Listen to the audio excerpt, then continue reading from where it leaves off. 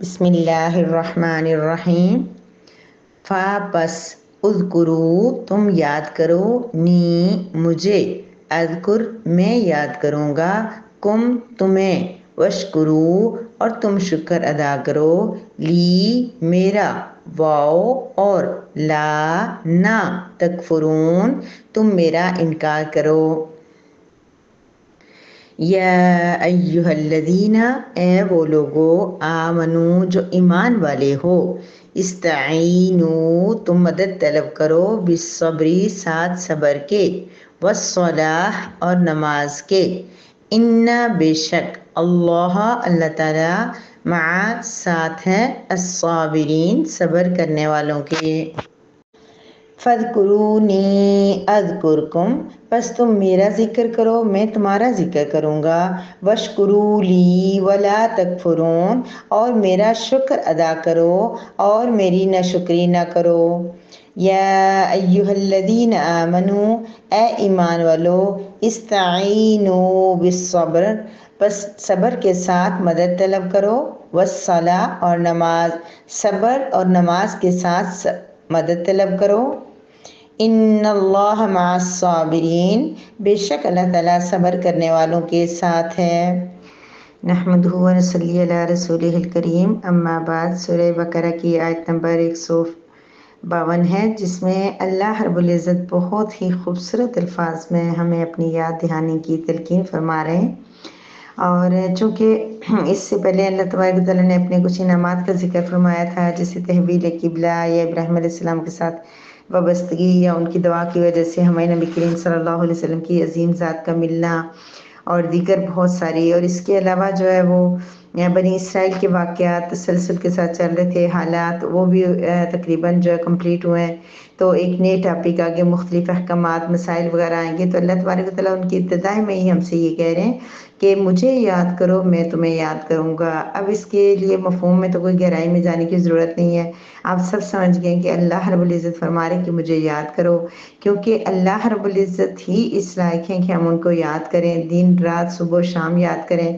ہم کسی سے محبت کرتے ہیں، کوئی ہمیں اچھا لگ جاتا ہے تو ہمیں چلتے پھرتے اس کی یاد آتی ہے، جیسے ہم کہتے ہیں اپنے بچوں سے، اپنے والدین سے، ہمیں آپ کی بہت یاد آ رہی ہے، ہم لوگ اکثر پھر ان کے بارے میں سوچتے ہیں۔ تو اللہ رب العزت تو سب سے زیادہ لائق ہے کہ ہم ان کو یاد کریں۔ اللہ کو یاد کرنا کیا ہے کہ ہم سب سے پہلی بات یہ کہ اللہ کے یاد ہمارے دل میں ہر لمحہ، چلتے پھرتے اٹھتے بیٹھتے کوئی کام کریں ہمیں ذہن میں آ جائے اللہ ہے، اللہ دیکھ رہے ہیں، اللہ ہے، اللہ پاک نے یہ دیا، یہ کام اللہ نے کیا، اچھا یہ ٹھیک کر دیں گے، اللہ ٹھیک کر دیں گے، ہر بات میں، اور صرف ہو نہیں ذہن میں بلکہ ہماری زبان پہ بھی ہو، انشاءاللہ، ماشاءاللہ، الحمدللہ، اللہ اللہ اللہ۔ تو اللہ کا ذکر ہماری زبان پہ، ہمارے دل میں، ہمارے جسم پہ، ہماری یعنی کہ جو ساخت ہے، جو ہمارے کپڑے اوڑھنا بیٹھنا اٹھنا چلنا پھرنا، ہماری ہر چیز کو ہم ایسے ہونے چاہیے ہمیں دیکھ کے دوسرے کو اللہ کی یاد آ جائے، یعنی کہ اللہ رب العزت کی یاد۔ فاذکرونی اللہ حکم دے رہے ہیں، کوئی وہ نہیں ہے، بلکہ صاف اللہ کہہ رہے ہیں کہ مجھے یاد کیا کرو ہر وقت، صبح و شام۔ اللہ کی یاد کی سب سے بہترین صورت کیا ہے؟ نماز ہے، پھر بہترین صورت کیا؟ قرآن ہے۔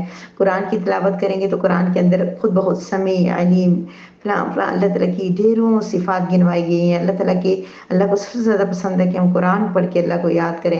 تو قرآن پڑھیں گے، اگر سمجھ کے پڑھیں گے تو ہمیں پتہ ہوگا کہاں ہم اللہ پاک کی تعریف بیان کر رہے ہیں، کہاں ہم رب کی بڑائی بیان کر رہے ہیں، کہاں اللہ پاک ہمیں اپنے انعامات یاد دلا رہے ہیں، کہاں ہمیں اللہ پاک جہنم سے ڈرا رہے ہیں، کہاں ہمیں جنت کی ترغیب دلا رہے ہیں۔ تو ترجمہ تو آپ کو پتہ چل ہی گیا ہے کہ بہت ضروری ہے پڑھنا اور سمجھنا اور یاد کرنا۔ تو ترجمہ آتا ہوگا تو قرآن اللہ کی بہت بڑی یاد ہوگی۔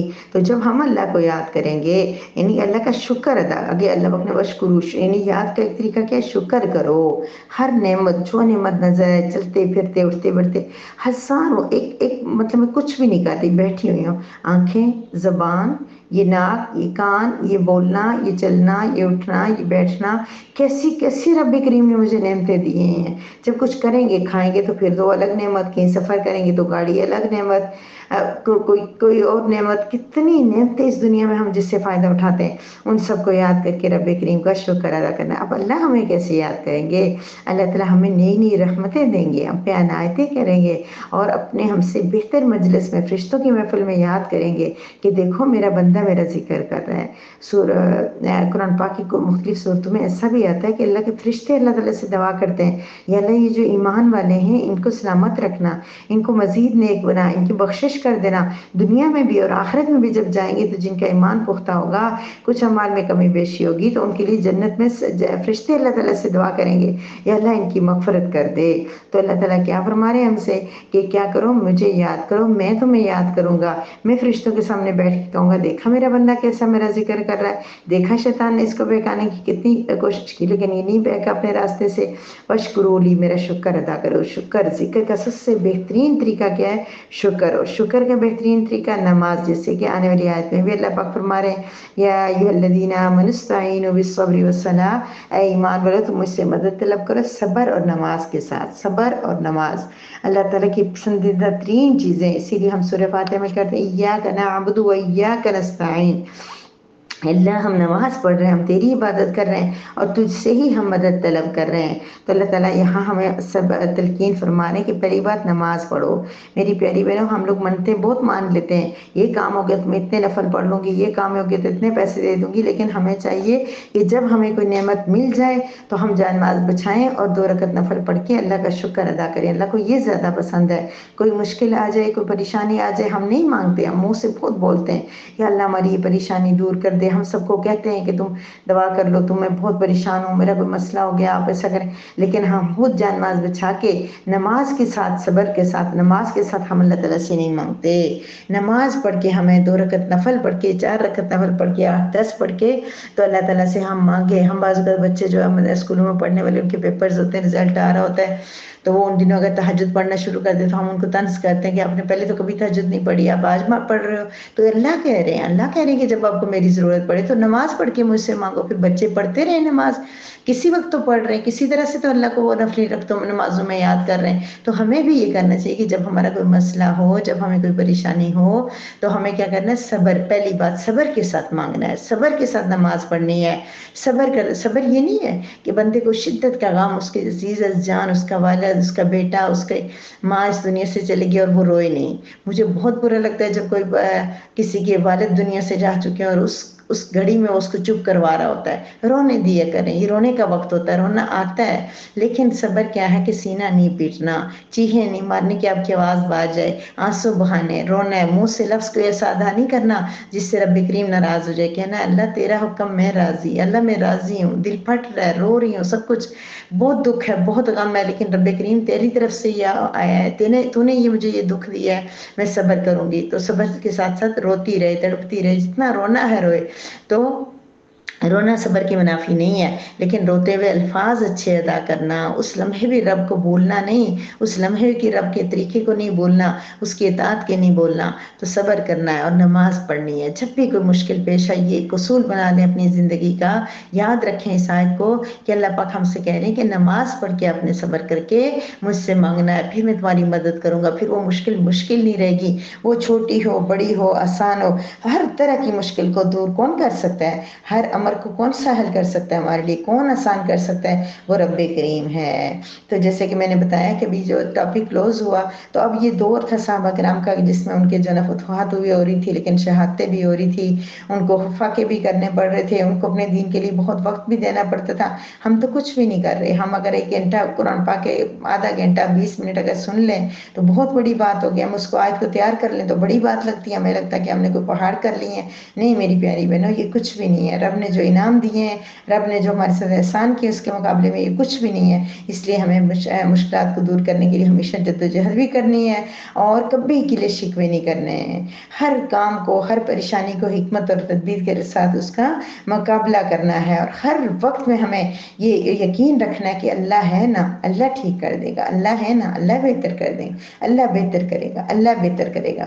اور تسبیح، تکبیر، تحلیل، یعنی کہ سبحان اللہ کہنا، الحمدللہ، اللہ اکبر، لا لا الہ الا اللہ لا حول ولا قوت الا باللہ استغفر اللہ. اتنا زیادہ اللہ پاک بیان فرما رہے قرآن کریم کے اندر کہ تم استغفار کرو، مجھ سے ڈرو تو تمہاری یہ بھی ہوگا، تم مجھ سے ڈرو تمہیں رزق عطا ہوگا، تم مجھ سے ڈرو تمہیں اولاد عطا ہوگی. نہیں، استغفر اللہ تمام چیزوں کی. جب ہم استغفار کریں گے، توبہ کریں گے اپنے گناہوں سے، تو اللہ تبارک و تعالیٰ کے بہت سارے انعامات جو ہمارے پر مزید ہوں گے اور ہماری بہت زیادہ مشکلات اور مسائل اس دنیا کے عارضی دنیا کے اندر ختم ہو جائیں گے. اللہ کی اطاعت کریں گے ہم تو اللہ تعالیٰ ہمیں اپنی مغفرت کے ساتھ یاد کریں گے، ہماری مغفرت فرما دیں گے. تو اللہ پاک ان دونوں آیتوں میں پہلے بہت ذکر کرنا میری بہنوں میں مشکل لگتا ہے ذکر کرنا. ہم لیٹتے ہیں، اتنا وقت ہوتا ہے ہمارے پاس، ہماری آنکھ کبھی کبھی میں اکثر ہی کہتی ہوں کہ جو ہے نا جب لیٹ کے میں آنکھنے لگی تو ہمارا کتنا ٹائم ویسٹ ہوتا ہے. ہم لوگ 2 گھنٹے لیٹے رہیں تو وہ نہ بندہ اٹھ کے کام کر سکتا ہے نہ کچھ ہوتا ہے. ظاہر بندہ کہتا ہے کسی طرح سو جاؤ اور آنکھ نہ لگے، بڑا مشکل ٹائم ہوتا ہے وہ.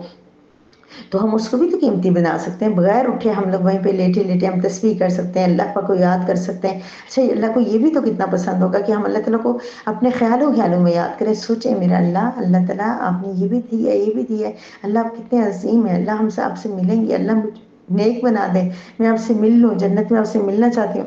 تو اللہ کو یاد کریں اور شکر الحمدللہ الحمدللہ صرف زبان سے نہیں، دل سے کہنا، شکوے نہیں کرنے، شکایت نہیں کرنی. اللہ تعالیٰ سے کی طرف سے کبھی کوئی آزمائش آئے تو صبر اور استقامت سے اس کو برداشت کرنا ہے. نماز کا خیال ہے استعینوا بالصبر، اور کیا کرنا ہے الصلاۃ باقی نماز کی پابندی بھی کرنی ہے. اور اللہ تعالیٰ کتنی بڑی خوشخبری، ان اللہ مع الصابرین. ایک اس جملے کو اپنی زندگی کا حصہ بنا لے، کوئی غم نہیں لگے گا، کوئی دکھ نہیں لگے گا. کہ جب ہم وہ صبر کریں گے، اگر چیخو پکار کر کے سینہ پھاڑ کے لوگوں کو کے ساتھ جھگڑے اور ڈپریشن اور بد دعائیں اور یہ سارا کچھ کرنے کے بعد اگر ہم کہیں کہ ہم نے صبر کیا، نہیں، بعد میں صبر اللہ پاک دیتے ہیں.